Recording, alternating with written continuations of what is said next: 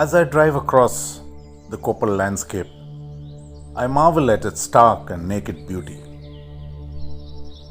A land my family has lived in for over 600 years.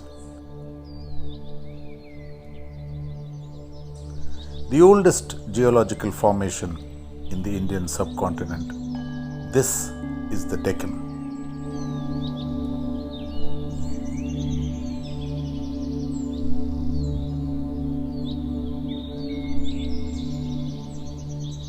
An arid, dry, and sometimes hostile region considered wastelands, but where hidden life thrives in this ecosystem, an unprotected paradise.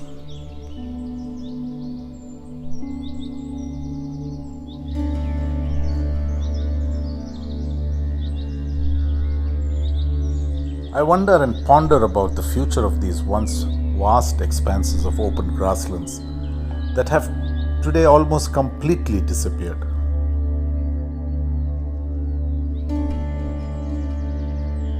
The wildlife still living here are squeezed into isolated, unsustainable pockets of human-dominated, contested spaces, where more than 80% of India's wildlife struggle to survive within these unprotected regions. Who protects them here? Over the years, I have witnessed an alarming decline in wildlife populations and drastic diminishing numbers of so many species, including the great Indian bustard that is critically endangered and almost extinct. Driving from the Yeri Bhumi and Masari to the rocky scrub and thorn jungles, I found myself thinking about finding solutions till I reached the Tungabhadra river, which is the lifeline of this rain shadow and arid region, fed by the monsoon rains.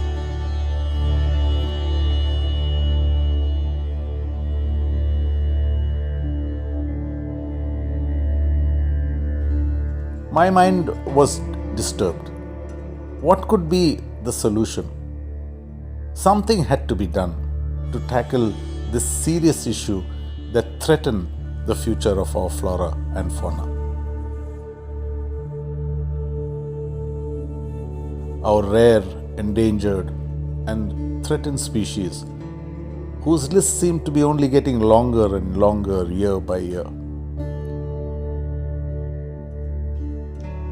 As I drove along the rugged terrain with a few stopovers, where I had the opportunity to discuss these issues with locals, shepherds, farmers, and all the other stakeholders, this is when an idea struck me.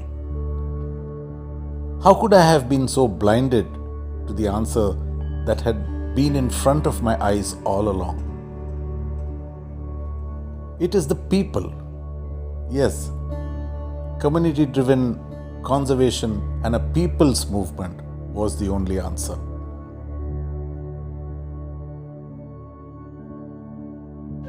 Creating larger number of sanctuaries and national parks like Bandipur, Ranthambore and Tadoba are not only not feasible but not even possible.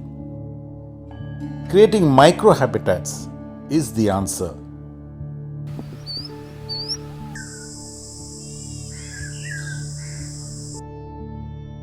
Where with minimum human disturbance, wildlife can live, breed, and propagate.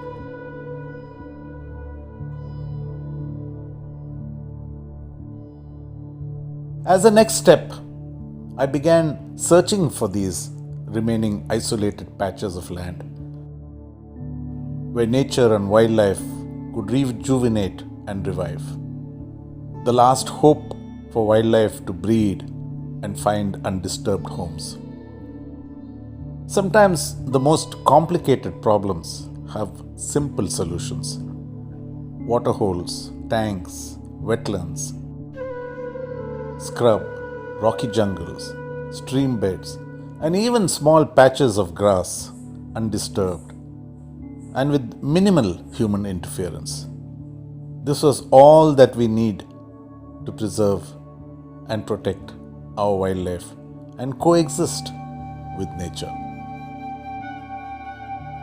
If every village can find and set aside such patches of potential microhabitats, millions and millions of acres will become community-driven reserves, giving hope to species living on the brink.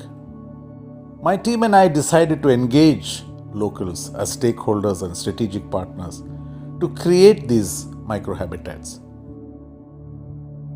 wherein we could act as para-ecologists, facilitating and implementing these projects and programs.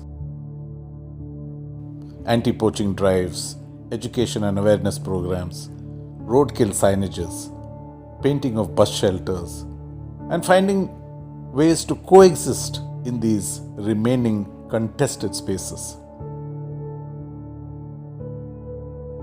As I drove back, the sunset appeared even more beautiful,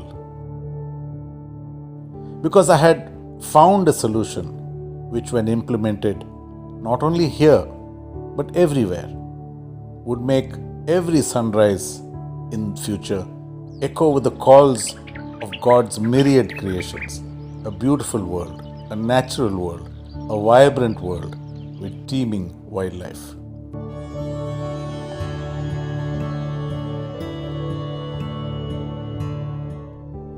Hi, I'm Indrajit Gorpade. With a couple of like-minded, dedicated people, we have formed Deccan Conservation Foundation, DCF for short. Come, support us, help us to conserve, preserve and protect the last remaining habitats and wildlife in Koppal and the surrounding districts of the Deccan in North Karnataka.